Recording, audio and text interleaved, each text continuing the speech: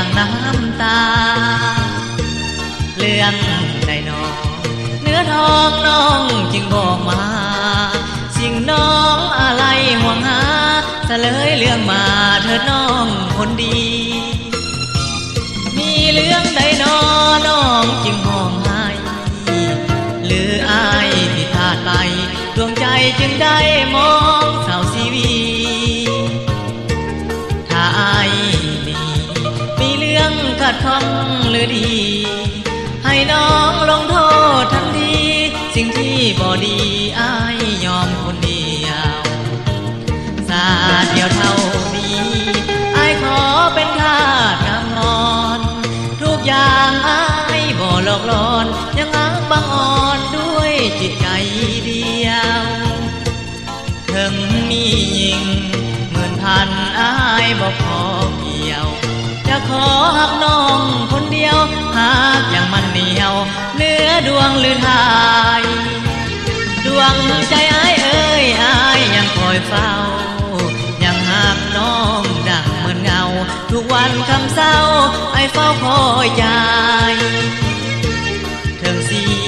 พายสิ้นลมอ้ายบ่ลืมไหลขอหักน้องดังดวงใจมอบจิตและกายให้นางคนเดียว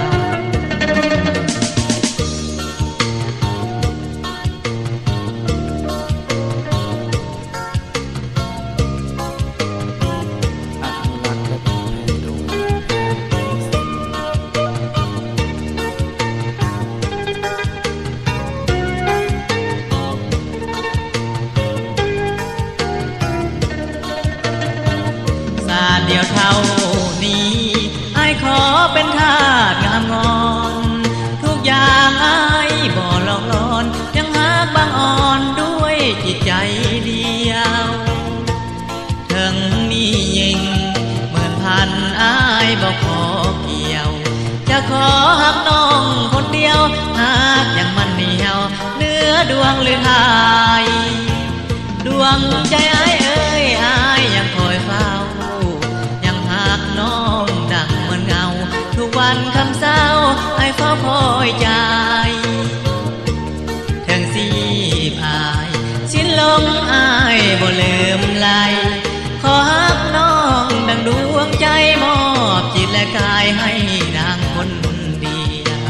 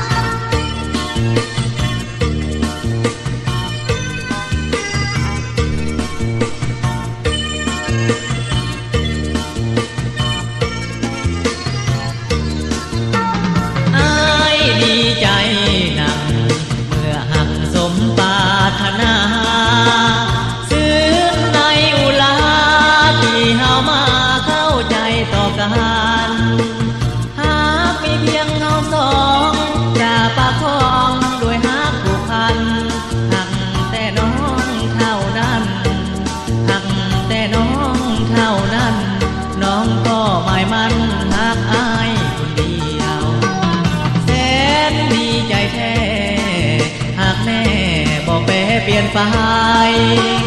หากเฮามันหมายคู่กันไว้ด้วยใจคงเกี่ยว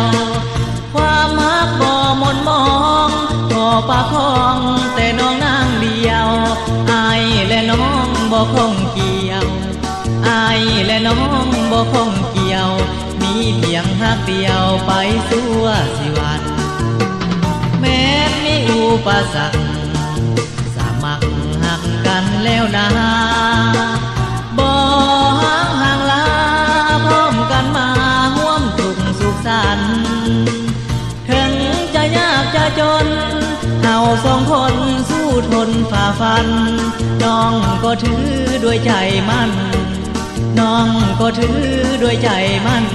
อายก็หมายมั่นพักดีเรื่อยไปสาดนี้สาดหน้าเอาปรารถนาห่วงสองใจก็ยังหมายปองคู่เพียงสองหักกันด้วยใจตั้งจิตอธิษฐานร่วมสาบานให้ฮักสดใสแม่นศาสตร์นี้หรือศาสตร์ใดแม่นศาสตร์นี้หรือศาสตร์ใดขออย่าได้พลาดพลาดจากกัน